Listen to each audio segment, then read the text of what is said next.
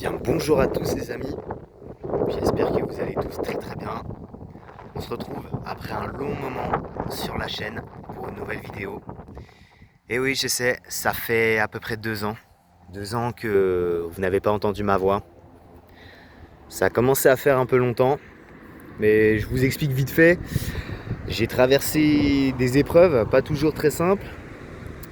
Et du coup, à cause de ça, je vous cache pas, j'avais perdu un peu la motivation de faire des vidéos. Mais bon, il y a eu un petit peu de nouveau dans la collection, un petit peu de nouveaux véhicules. Il y a eu des nouveaux véhicules que j'ai achetés depuis.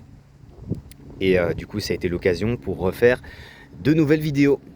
Alors aujourd'hui, je tenais à vous présenter mon scooter. Un scooter 3 roues, donc pour ceux qui connaissent, c'est un Piaggio MP3 500 HPE Sport de 2020, août 2020 pour être précis. Et donc je l'ai depuis mars de cette année. Donc là, ça va faire, là on est début mai, donc ça va faire 2 mois. Donc que je l'ai acheté. J'ai fait une très belle affaire. Je l'ai acheté chez un professionnel, au garage Moto & Co à Beauvais, pour être plus précis, de là où je l'ai acheté.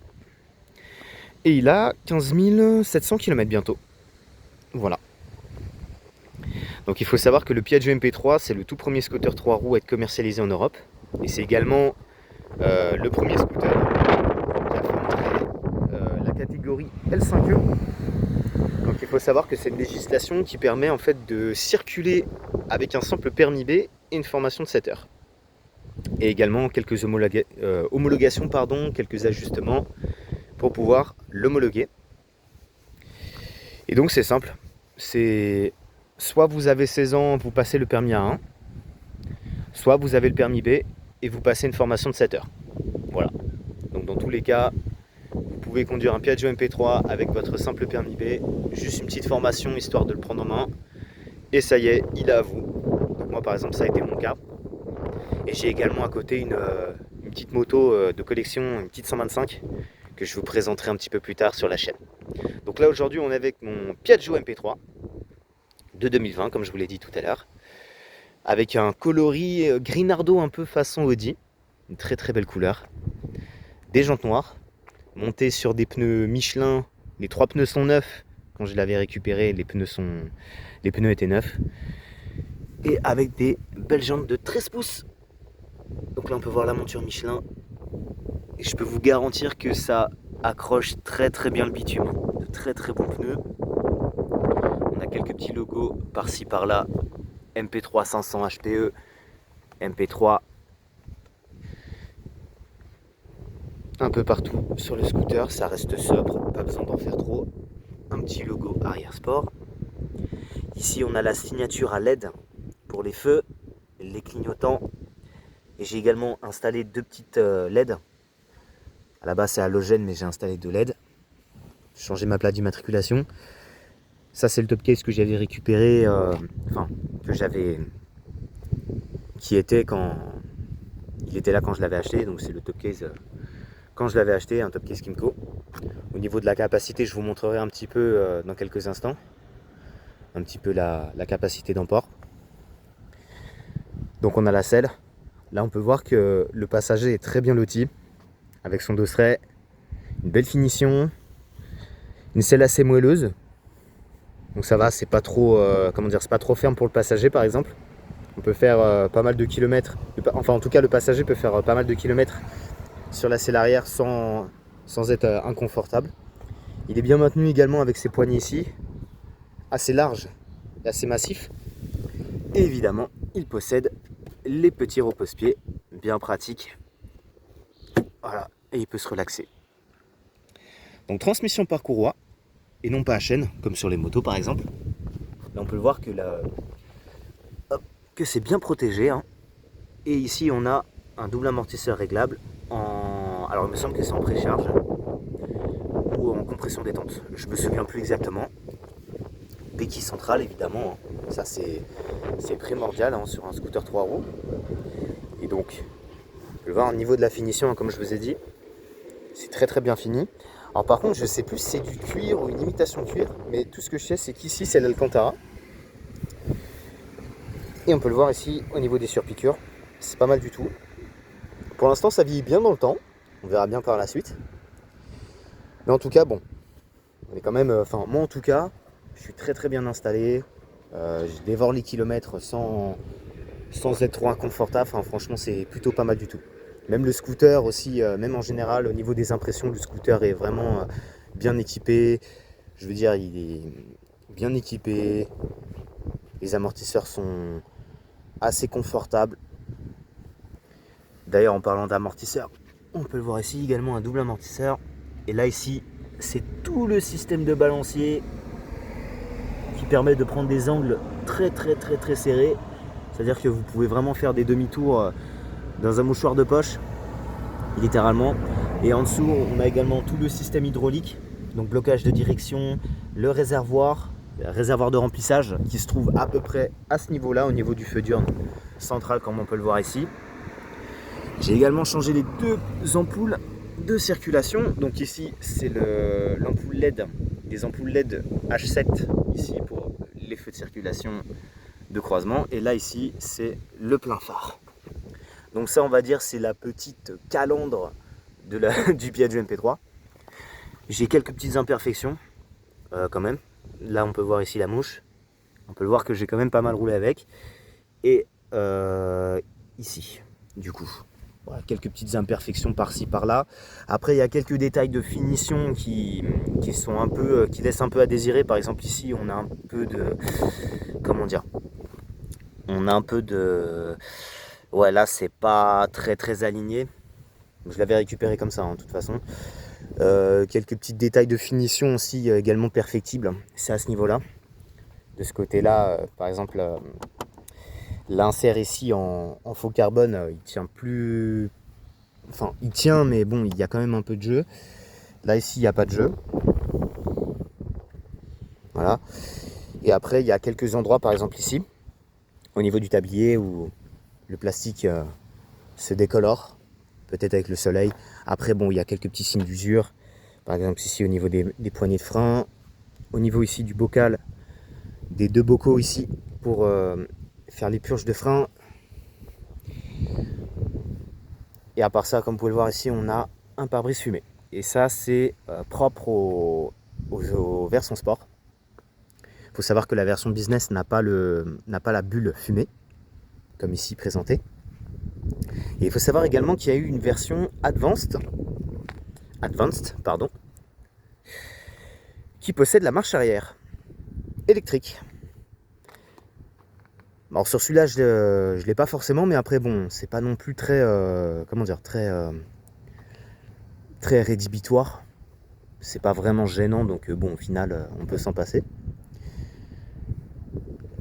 Donc là, on va s'approcher du côté conducteur, donc on va s'installer ici. Juste avant ça, je vais vous montrer comment ouvrir la trappe à carburant. Donc c'est simple, hop, la clé elle est déjà là. En fait, ce qu'il faut faire, c'est tourner la clé comme si on allait mettre le contact, mais en fait, il faut appuyer sur la clé. Appuyer sur la clé, et hop, voilà. Là, on peut le voir ici, ça c'est déverrouillé. Tac. Alors, concernant le réservoir de carburant, évidemment, on peut mettre du 95, du 98. Moi, ce que je fais sur tous mes véhicules essence, de toute façon, je mets toujours du 98. Ça, il n'y a pas de négociation. Ici, on a le numéro VIN, par exemple. Et on a un réservoir d'à peu près 12 litres 5, 13 litres. Et il faut savoir que la consommation moyenne, à peu près, c'est aux alentours des 5 litres. Après, bon, je suis pas très, pas très convaincu réellement de la consommation réelle. Parce que moi, je sais que, par exemple, quand le plein est fait, quand j'arrive aux alentours de... Quand, par exemple, je fais 150 km, l'aiguille, elle est encore un petit peu au-dessus de la moitié. Donc je pense à mon avis qu'on peut aller plutôt sur les 300 km. 300 km d'autonomie, ce qui est quand même plutôt pas mal. Hein. Ce qui est quand même plutôt pas mal. Là, il ne faut pas oublier quand même qu'on est sur un 500 cm3. Il faut savoir qu'il y a eu également d'autres versions hein, sur le MP3. Donc il y a eu le 400, le 350 et également le 300. Alors il me semble que c'est le 300 par contre qui a une face avant différente et également l'arrière qui est différent. Il me semble que c'est sur le 300. Enfin, en tout cas, c'est pas le même scooter. Je veux dire, c'est pas la même base. Je sais par exemple que sur les 400 et les 350, c'est la même base, ils se ressemblent à peu près tous. Mais il me semble que le 300, c'est un scooter différent. Mais ça reste également un 3 roues avec le roll lock, que d'ailleurs je vais vous montrer dans quelques instants. Donc on peut le voir quand même au niveau définition que bon, c'est plutôt pas mal. Là ici on a le moteur, donc c'est un 493 cm3 qui développe 44 chevaux et 47 Nm de couple aux alentours des 5200-5500 tours. Voilà, pour être précis. Juste ici, on peut contrôler son niveau d'huile via la jauge qui se présente ici. Et juste en dessous, pour faire une vidange sans jeu d'enfant, il y a le filtre à huile qui est là. Et de l'autre côté, il y a le bouchon de vidange. Voilà, tout simplement, pour faire sa petite vidange. Et là-dessus, il ne faut pas mettre beaucoup d'huile. Il faut mettre, il me semble, 1,5 litre ou entre 1,5 litre et 1,8 litre d'huile. Voilà, donc c'est vraiment des moteurs à petite capacité d'huile, hein, évidemment. Là, on n'est pas sur un moteur de voiture, hein, évidemment. Et donc, comme je vous disais également concernant l'homologation L5E, par exemple, cette pédale de frein qui freine toutes les roues, donc les 3 roues, ce qui évite du coup d'utiliser les manettes sur le guidon. Là, on a juste appuyé sur la pédale de frein. Peut-être pour certaines personnes, le seul bémol peut-être, c'est par exemple comme ici, on n'a pas de position, on va dire, routière. Par exemple, j'ai testé d'autres scooters qui avaient par exemple les repose-pieds beaucoup plus allongés, donc ça veut dire qu'on peut poser son pied de façon beaucoup plus allongée. Là, on n'a pas vraiment d'espace. Et puis après, donc pour la pédale, on ne peut pas vraiment mettre son pied à côté. Ça veut dire qu'il faut vraiment garder le pied vraiment derrière la pédale dans ce cas-là. Bon, après, c'est pas vraiment très gênant. Moi, personnellement, ça ne me gêne pas plus que ça. Mais peut-être que pour certaines personnes, ça peut peut-être gêner. Ça peut peut-être coincer, on va dire. Alors, cette petite commande ici, c'est simple. Hein, c'est tout simplement le frein de stationnement manuel. Là, il est activé. Et là, il est désactivé. Bon, de toute façon, il ne bougera pas parce que là, il est sur la béquille centrale.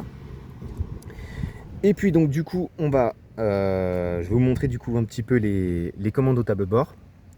Juste avant, je voulais vous montrer ici.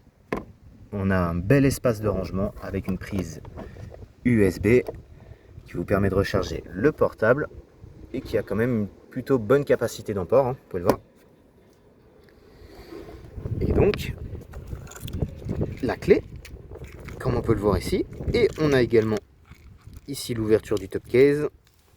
Et ici, on a verrouillage, déverrouillage de la direction.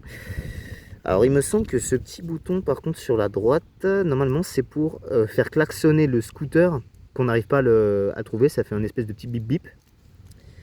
Et il y a un bouton, normalement, il me semble que c'est pour les feux, et un autre bouton, c'est pour tout déverrouiller à distance.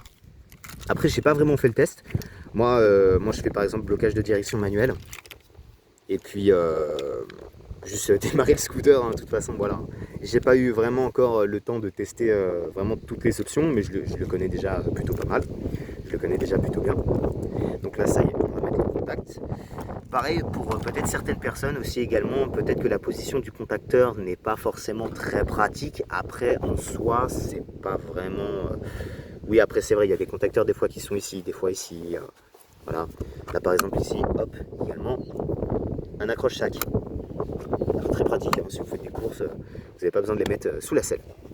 Tiens, d'ailleurs, en parlant de la selle, juste avant de démarrer le moteur, je vais vous la montrer. L'ouverture, elle est ici. Hop, ouverture électrique. Donc, comme je vous ai dit hein, tout à l'heure, avec la clé de contact, on peut également verrouiller la selle. Là également, on peut voir au niveau définition, c'est pas mal du tout. Là, du coup, ça vous laisse du coup une petite idée de la capacité d'emport. Là, par exemple, je vais retirer ma veste. Et là, on peut, donc sur le creux ici, là où il y a toutes mes affaires, on peut mettre un casque intégral. Et de ce côté-là, on peut mettre un petit casque jet. Donc bon, voilà, vous avez à peu près l'idée de la capacité d'emport. Là, il faut savoir qu'en plus, là, c'est ma veste de moto avec la dorsale. Donc c'est pour ça, ça prend un petit peu plus de place. Mais ça vous donne à peu près une idée de la capacité d'emport d'un Piaggio MP3. Alors un truc aussi, quand je l'avais récupéré, je pensais que ça c'était une lumière, mais bon, apparemment elle ne marche pas vraiment. Ou alors faut mettre une ampoule, mais normalement il me semble que c'est un éclairage. Voilà, que c'est un éclairage d'ambiance. enfin pas d'ambiance, pardon, un éclairage pour la selle. Et puis pour la fermer, voilà, tout simplement, hein, tac, voilà, et puis elle se verrouille toute seule. Et juste, je vais du coup vous montrer le top case, la capacité d'emport. Là on est sur du coup le top case qui était déjà présent sur le scooter quand je l'avais récupéré. Ouverture simple, hein, de toute façon avec la clé, tac. Et là vous avez également une idée de la capacité d'emport. Donc là c'est mon casque modulable qui est dedans. Casque LS2 noir carbone. Là on peut le voir ici. Hop, la visière. Elle est, voilà, donc là en fait niveau de la largeur, ça fait vraiment pile poil la largeur en fait au niveau du top case. Après je sais pas, je verrai par la suite si je remplace pardon le top case, on verra bien. Si j'ai besoin de plus de place, on verra bien. Donc sans plus tarder, on va se mettre au poste de conduite et je vais vous montrer du coup les options. Moteur tournant, donc là pas plus compliqué, hein. Il y a juste à tourner le contact, comme une voiture classique. Alors il me semble, alors j'ai pas vraiment vu, mais normalement sur les tout nouveaux MP3 commercialisés à partir de 2022, il me semble que normalement c'est une clé keyless. Donc juste le contacteur, il faut laisser la clé par exemple dans la poche. Et normalement ça déverrouille toute l'instrumentation, les rangements, dans un rayon d'à peu près 50 cm autour du scooter. Après j'ai pas vraiment... j'ai pas envie de vous raconter de bêtises parce que j'ai pas testé, mais il me semble que normalement elles ont le keyless. Donc là du coup on est sur l'instrumentation, une instrumentation très classique. On a quand même hop le check des aiguilles. Donc là on a la vitesse, la jauge de carburant, le contour, la température moteur. On a quand même l'essentiel, hein, donc température extérieure, l'horloge, l'autonomie, et donc il affiche 15 000 Diablo, 15 666 km. Voilà, vous m'avez compris, hein, 15 000 Diablo, voilà, bref. Bon. Enfin bref, revenons à l'essentiel. Donc pour démarrer le scooter, très simple, il faut juste appuyer une des commandes de frein, gauche ou droite, hop, et appuyer sur le contacteur ici. Voilà, évidemment ça démarre au quart de tour.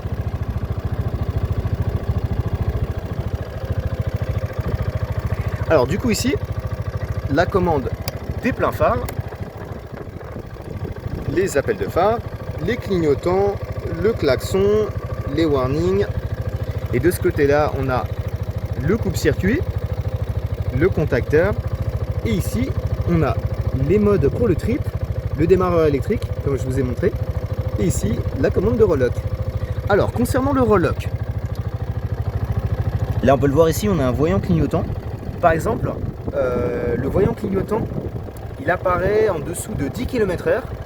Et ça, en fait, ça vous indique que le relock est disponible à l'utilisation. Donc, par exemple, quand vous arrivez à un feu rouge, bon, après, ce que je fais, par exemple, quand j'arrive à un feu rouge, je pose quand même mon pied, histoire de stabiliser le scooter. Et ensuite, après, j'active le relock, comme ceci. Voilà, donc là, on a un petit bip. Et on peut le voir qu'il s'est arrêté de clignoter.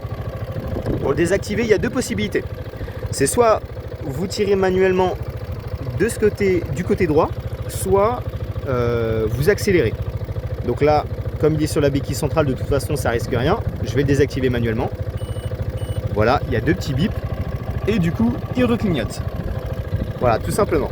Donc, je le répète, quand vous arrivez à un feu, soit vous activez le relock directement, soit vous posez le pied. Vous pouvez l'activer en dessous de 10 km/h du coup. Et puis pour le désactiver, vous mettez soit un coup de gaz, soit vous le désactivez manuellement. Voilà, tout simplement. Alors ici, c'est le check engine, enfin c'est le contrôle en fait si vous voulez. Donc là, on a l'ABS et l'ASR qui clignotent. On peut le désactiver via ce bouton. Donc là, si j'appuie sur le bouton, normalement, l'ASR ne clignote plus, il va rester fixe. Voilà, comme ceci. Hop, on le désactive. Ici, on a donc, comme je vous ai dit, le déverrouillage de la selle. On a également les poignées chauffantes et le tablier chauffant. Voilà. Et il faut savoir également que quand je l'avais acheté, il y avait le tablier également sur le scooter. Je vais vous montrer un petit peu les points d'ancrage. Donc, les points d'ancrage du tablier sur le MP3, c'est à ce niveau-là. à ce niveau-là, dessous le scooter, et il me semble également à ce niveau-là. Donc c'est les points d'ancrage du tablier d'origine de chez Piaggio. Donc là on va accélérer un petit peu, histoire de vous montrer un peu la sonorité. Là c'est l'échappement d'origine avec la chicane.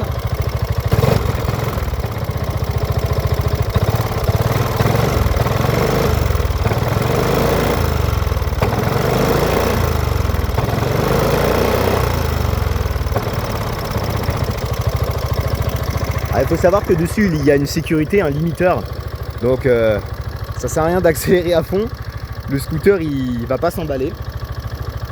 Donc en fait même si j'accélère, le scooter il est limité à 5 km/h, comme il est sur la béquille centrale. Et puis, de toute façon je peux pas vous faire une accélération parce que comme c'est un variateur, dans tous les cas je peux pas vous faire accélérer le scooter.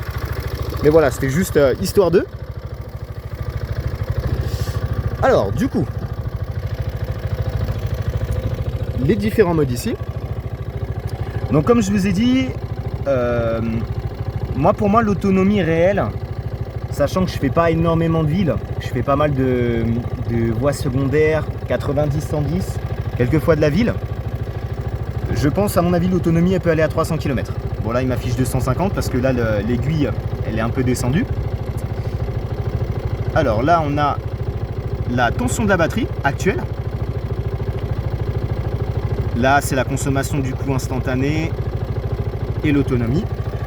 Alors, le bouton de droite, c'est pour régler l'horloge. Il faut rester appuyé longuement dessus. Voilà, comme ceci.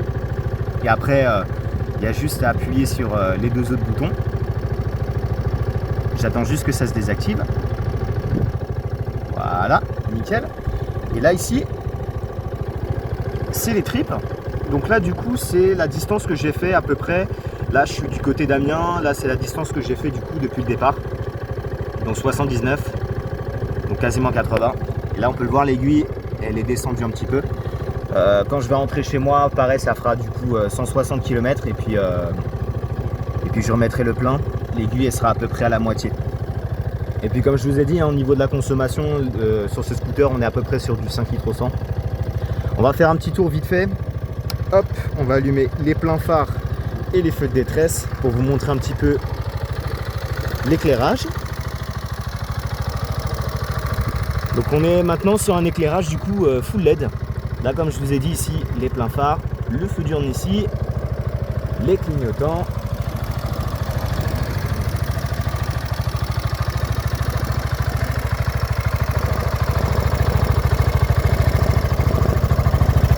Et également les petits feux à LED ici.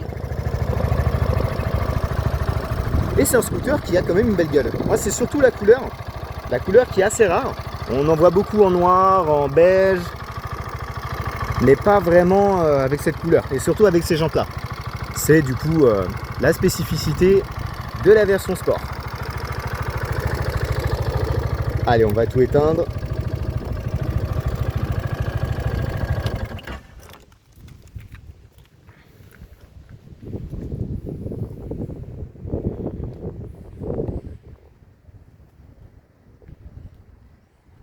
Et puis on est plutôt bon. Après il y a quelques imperfections, hein, comme je vous ai dit, de toute façon. On n'est pas sur un scooter tout neuf.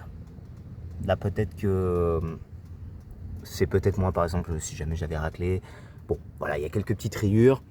Mais globalement, il est très très propre. Et puis j'ai fait une très bonne affaire. Hein. Une très bonne affaire.